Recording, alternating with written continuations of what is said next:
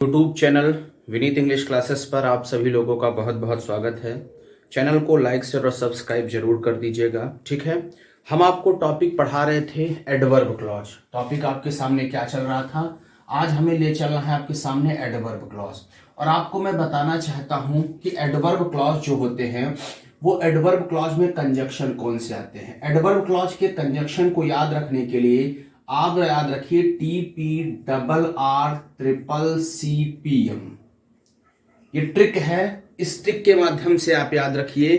कैसे याद रखेंगे बताइए। देखिए, T फॉर होता है टाइम, ठीक है। P फॉर आपका होता है प्लेस, R फॉर आपका होता है रीजन, R फॉर आपका result, C for condition, C for comparison, यहां पर C फॉर कंट्रास्ट,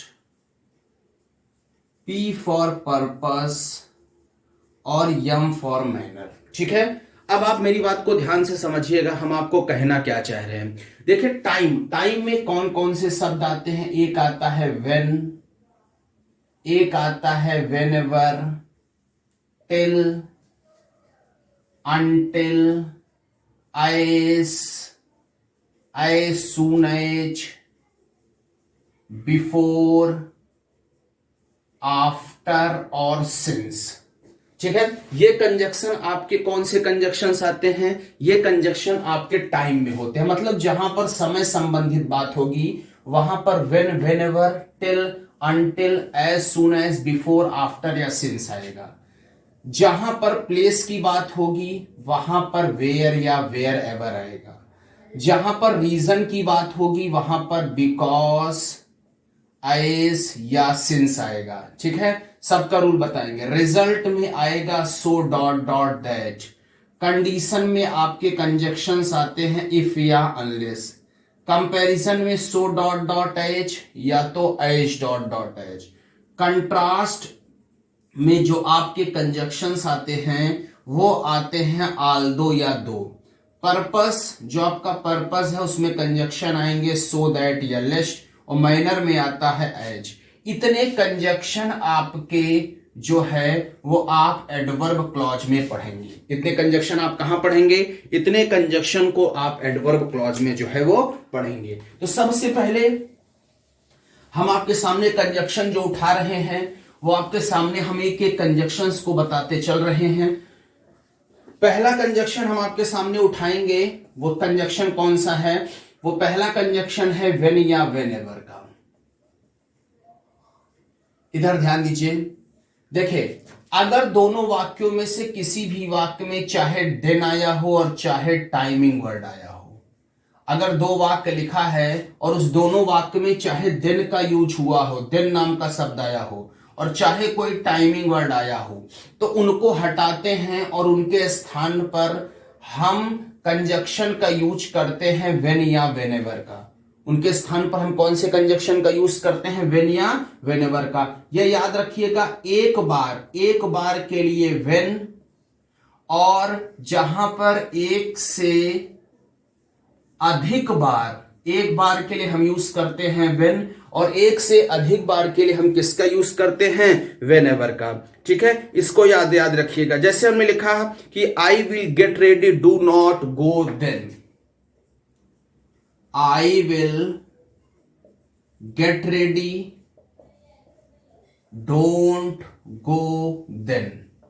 अब आप मेरी बात को सुनिए, यहां पर देखिए देन का यूज हुआ, तो आप यहां पर एक बार की बात है, एक ही बार गया, तो यहां पर देन है ना, देन को हटाएंगे, यहां पर व्हेन का यूज करेंगे, तो क्या हो जाएगा? Do not go when I will get ready.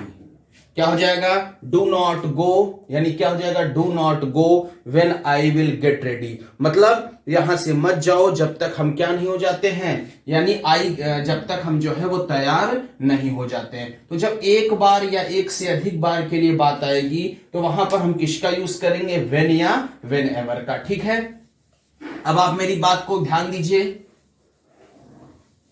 अब आप देखिए दूसरा आपका कंजक्शंस कौन सा आता है। ठीक है, चलिए टिल और अनटिल में बता देंगे। अभी आपके लिए हम कंजक्शन आपके लिए लेके आते हैं एज सून एज। पहले आपके लिए हम कंजक्शन क्या लेकर आते हैं, चाहे एज सून एज आपके लिए लेकर आते हैं। देखिए अगर दोनों वाक्यों के सब्जेक्ट एक हो, दो वाक्य लिखे हों और दोनों वाक्यों के सब्जेक्ट जो है ये एक हों, और जो दोनों सेंटेंस लिखे गए हैं ये क्रम से हों। क्रम से होने का मतलब ये होता है कि जो टाइम ऑफ एक्शन है वो आपका क्या हो, टाइम ऑफ एक्शन 0 हो। हम आपको ये प्रेजेंट पार्टिसिपल में बता चुके हैं। अगर दोनों सेंटेंसों के सब्जेक्ट एक हों और जो सेंटेंस क्रम से हो, क्रम से का मतलब है कि टाइम ऑफ एक्शन जो है ये हमेशा क्या हो, टाइम ऑफ एक्शन जो है ये 0 हो, तो वहां पर आप एज सून एज का यूज कर देते हैं। वहां पर आप किसका यूज कर देते हैं, एज सून एज का। एज सून एज का स्ट्रक्चर क्या है, as soon as first sentence comma second sentence. As soon as का स्ट्रक्चर क्या बनता है, एज सून एज के लिए हम क्या यूज कर देते हैं, एज सून एज का यूज करते हैं, और उसके बाद फिर फर्स्ट सेंटेंस, उसके बाद फिर हम किसका यूज कर देते हैं, उसके बाद जो है वो हम यूज कर देते हैं आपके कौन से सेंटेंस का, सेकंड सेंटेंस का। ठीक है, जैसे आई सा माई मदर, हमने क्या लिखा, हमने लिखा है पहला सेंटेंस कि I saw my mother, I ran to hug her, I ran to hug her. आप देखिए यहां पर आई सब्जेक्ट, सेंटेंस के सब्जेक्ट सेम है। देखिए टाइम ऑफ एक्शन 0 है, मतलब क्रम से। मैंने अपनी माता जी को देखा, आई रैन टू हंग हर, तुरंत मैं उनकी तरफ भागी उनको हंग करने के लिए, ठीक है, यानी गले लगाने के लिए कह सकते हैं हम। तो यहां पर वाक्यों के सब्जेक्ट एक हैं और जो टाइम ऑफ एक्शन है वो टाइम ऑफ एक्शन 0 है। आप देख लीजिए, जैसे ही देखिए तुरंत भागी, तो आप इसके लिए यहां पर सबसे पहले किसका यूज कर सकते हैं, एज सून एज। उसके बाद यहां पर क्या हो जाएगा, आई सा माई मदर, फिर यहां पर हो जाएगा आई रैन टू हंग हर। ठीक है, इसका आप स्क्रीनशॉट लेना चाहें तो ले लीजिए। जैसे एज सून एज का एग्जांपल एक दो हम आपको और दे देते हैं। जैसे हमने लिखा ही सा स्नेक ही रैन अवे, ही सा a snake he ran away. अब इसने कहा इसको कॉम्प्लेक्स बनाओ, तो देखिए जैसे ही वह सांप को देखा भाग गया, टाइम ऑफ एक्शन 0, तुरंत आप इसको यहां पे रख सकते हैं एज सून एज, और यहां पर हो जाएगा ही सा स्नेक ही रैन अवे। ठीक है, जैसे क्वेश्चन हमने ये भी दे दिया, the thief saw the policeman he ran away, the thief saw the policeman he ran away. इसने कहा कॉम्प्लेक्स बनाओ। ठीक है, तो देखिए टाइम ऑफ एक्शन 0, जैसे देखा भाग खड़ा हुआ। अब यहां पर क्या हो जाएगा, बोलो, एज सून एज, तो क्या हो जाएगा, the thief saw the policeman he ran away. ठीक है, इसका एक और अच्छा एग्जांपल आप देख लीजिए, अगर आप देखना चाहें तो। जैसे हमने सेंटेंस मान लीजिए लिखा, the teacher entered the classroom the boys stood up. देखिए इसका भी एक स्ट्रक्चर आपको और बता देते हैं, the teacher entered the class, फिर हमने लिखा द बॉयज स्टूड अप। अब आप देखिए इसको ऐसे भी बना सकते हैं। देखिए जैसे ही कमरे में अध्यापक ने प्रवेश किया, बॉयज खड़े हो गए, टाइम ऑफ एक्शन 0। एक तो आप एज सून एज से बना दीजिए, एज सून एज क्या हो जाएगा, the teacher entered the class the boys stood up. ठीक है, देखो आप इनको नो सूनर से भी कॉम्प्लेक्स बना सकते हो। आपको पता है एज सून एज का निगेटिव जो होता है, वो एज सून एज का निगेटिव हमेशा क्या होता है, no sooner. As soon as का निगेटिव क्या होता है, एज सून एज का निगेटिव नो सूनर। जैसे एज ट्रांसफॉर्मेशन में इसका निगेटिव बनाना हुआ, तो इसको सबसे पहले हम क्या रखते हैं, नो सूनर। ट्रांसफॉर्मेशन में बताएंगे, फिर देखिए जो लिखा है the teacher enter the class, इसका इंट्रोगेटिव बनाते हैं तो did the teacher enter the class. अब उसके बाद यहां पर लगता है then the boys stood up. ठीक है, इस तरह से भी आप इनका जो है वो कॉम्प्लेक्स बना सकते हैं, चाहे एज सून एज से बनाइए और चाहे इसको नो सूनर से बनाइए, दोनों बात एक ही होती है। ठीक है, अब देखिए एज सून एज वाला तो हो गया। अब आप बिफोर और आफ्टर देख लीजिए,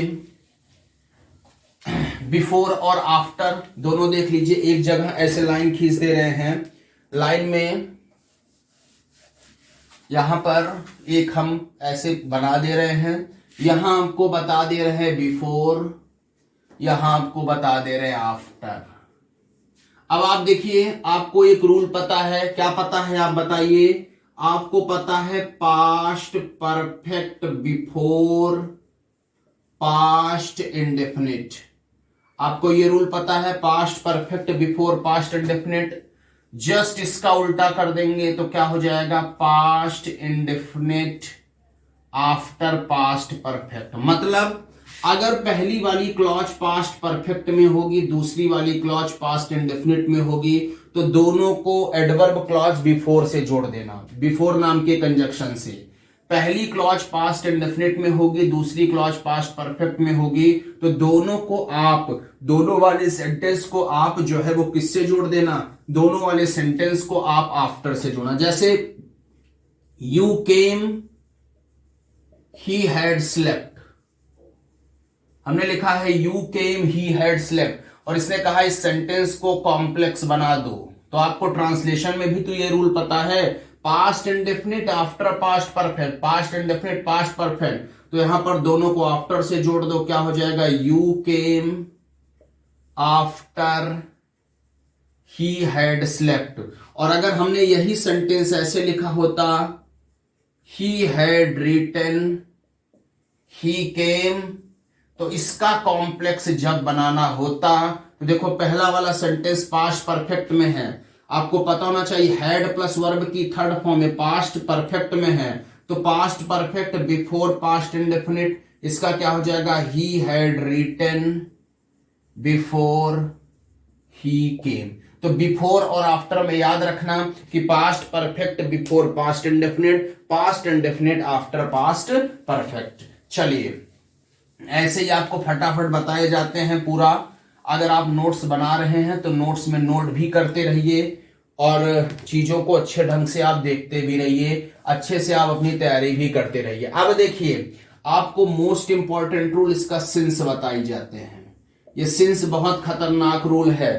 सिंस क्या है, सिंस जो है वो आपका बहुत ही ज्यादा खतरनाक रूल है। कैसे, हम आपको बता देते हैं। देखिए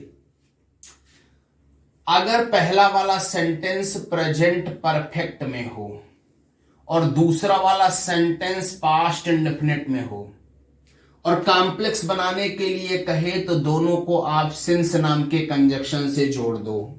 अगर पहले वाले सेंटेंस, पहला वाला सेंटेंस पास्ट परफेक्ट में लिखा है और दूसरा वाला सेंटेंस आपका कहां पर लिखा है, दूसरा वाला सेंटेंस आपका पास्ट इंडेफिनिट में लिखा है, तो आप अगर दोनों को कॉम्प्लेक्स बनाना चाहते हैं तो आप जो है वो क्या कर लीजिए, यानी आप दोनों सेंटेंसों को सिंस नाम के कंजक्शन से जोड़ दीजिए। जैसे present perfect you have written और पास्ट इंडेफिनिट आई हेल्प्ड, उसने कहा इसको कॉम्प्लेक्स बना दो, नोट करते चलिए।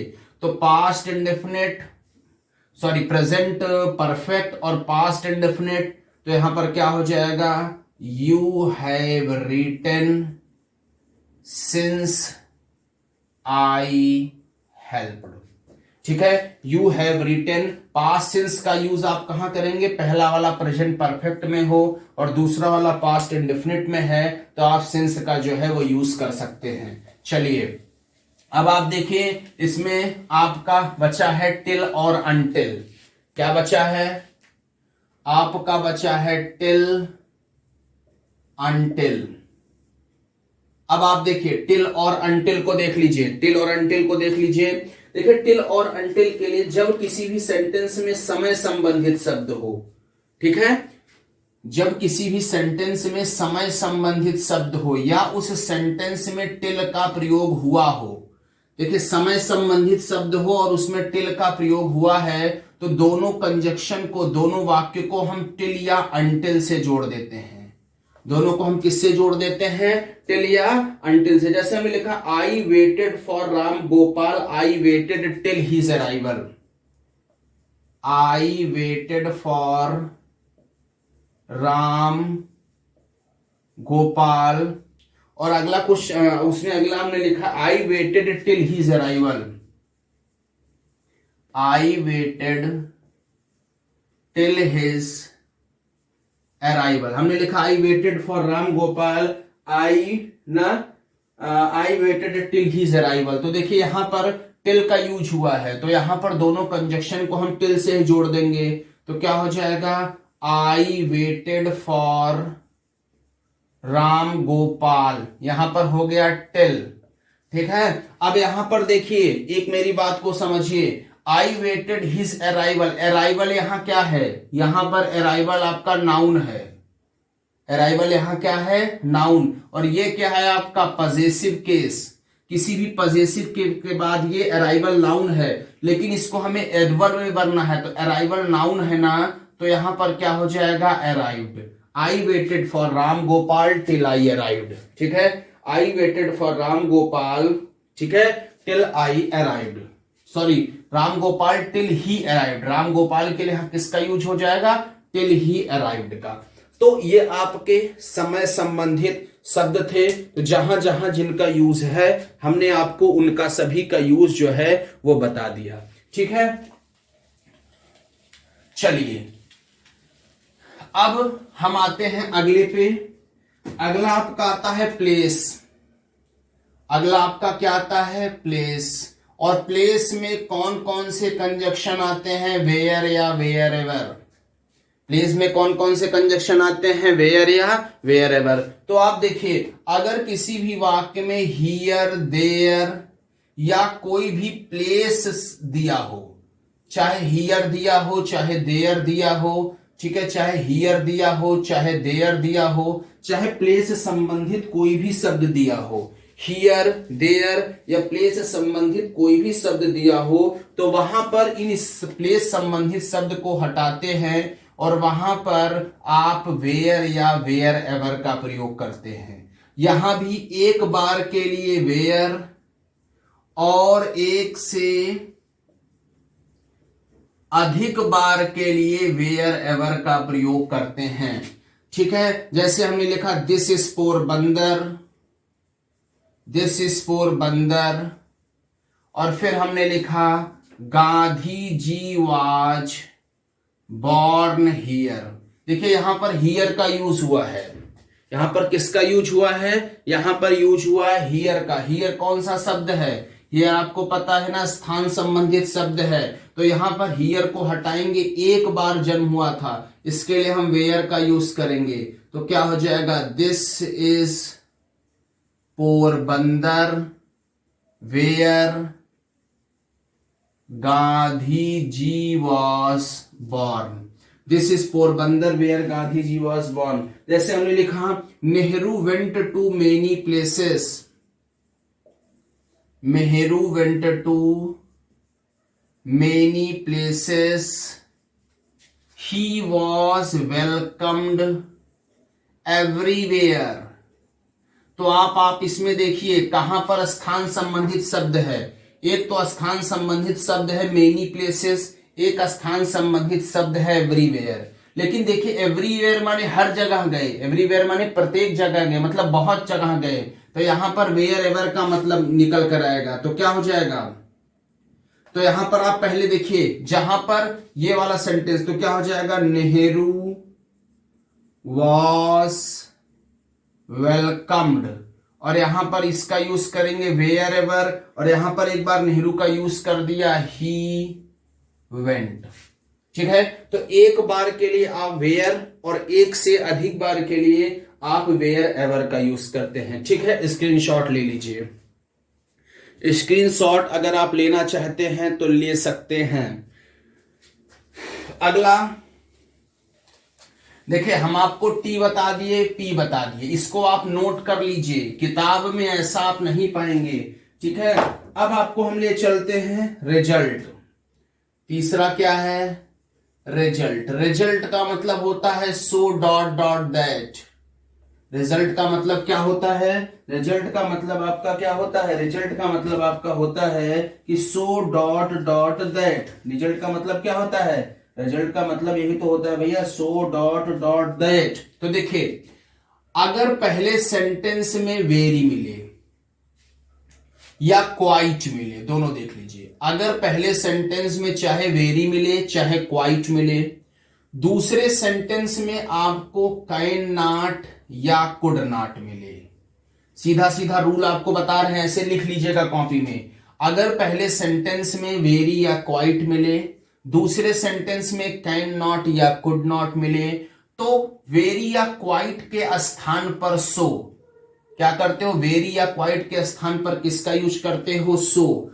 और दोनों वाक्यों को दैट नाम के कंजक्शन से जोड़ देते हो। फिर से आप देख लो, रूल देख लो क्या कहा हमने।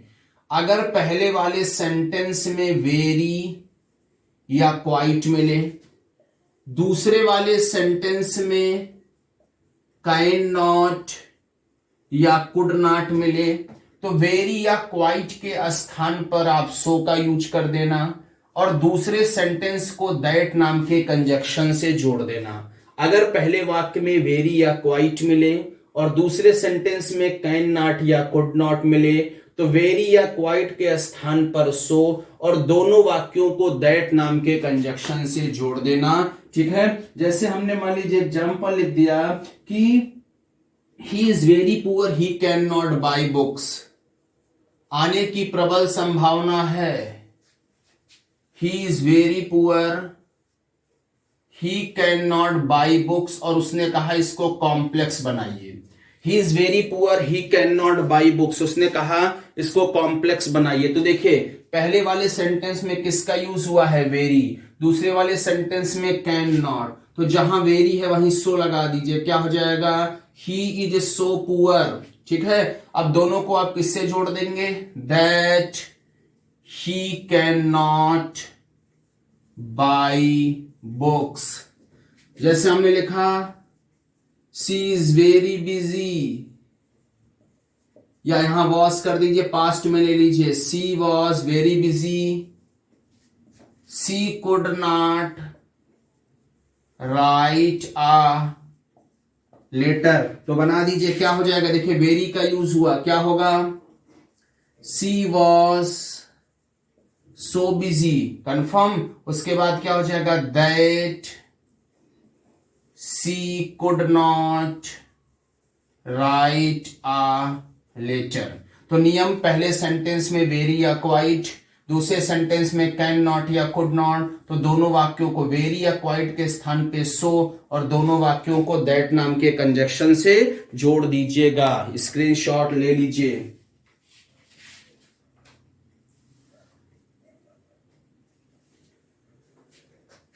ले लिए स्क्रीनशॉट। चलिए, रिजल्ट। रिजल्ट हो गया, TPR, एक आर और है। आप देख लीजिए, हमने आपको क्या बताया था? यही तो बताया था बाबू। क्या बताया था? TPRRCCPM।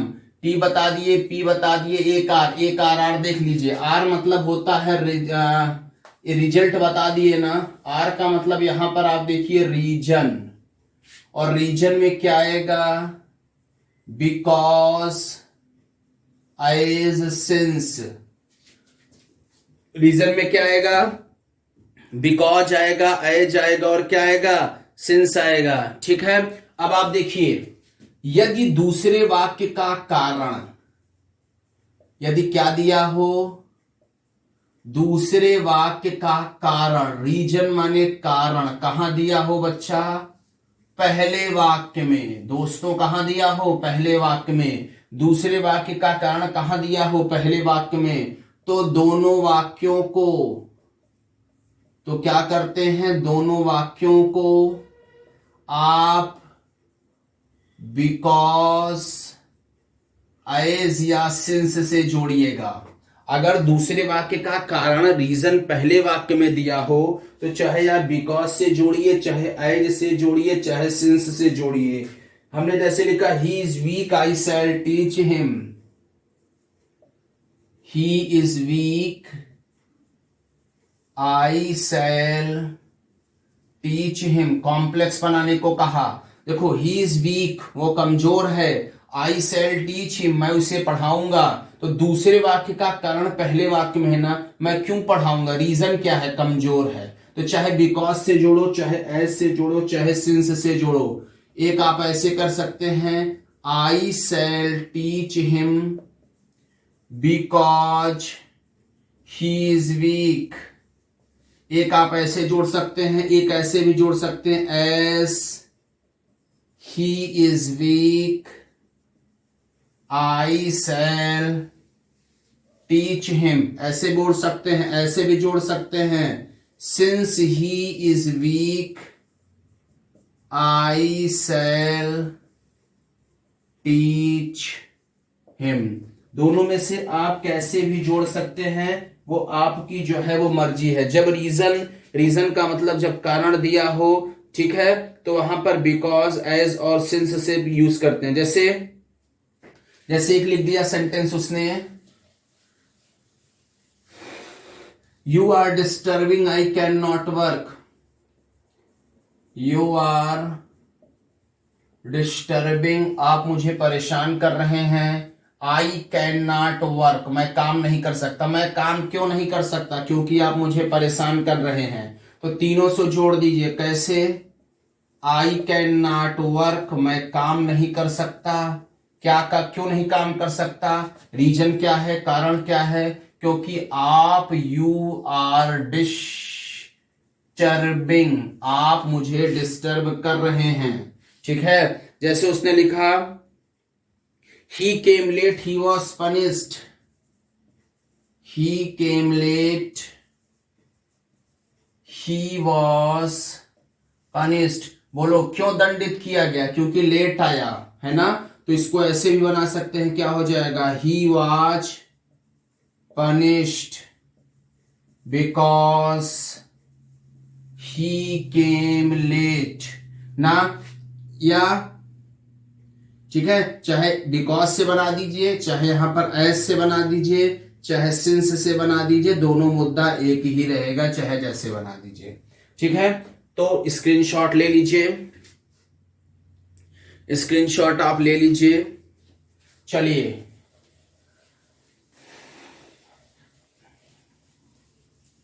तो आज हम आपको TPRR तक बता दिए हैं। कल हमको ये देखिए यही बताना है CCCPM, इसके बाद इसका कॉम्प्लेक्स सेंटेंस समाप्त हो जाएगा, और जब कॉम्प्लेक्स सेंटेंस इसका समाप्त हो जाएगा तो हम आपको कंपाउंड बता देंगे, और कंपाउंड सेंटेंस फिर से जो है वो समाप्त हो जाएगा, ठीक है। तो आप लोग वीडियो को पूरा देखिए, चैनल को लाइक शेयर और सब्सक्राइब अवश्य करिए। Thanks for watching my video, thank you.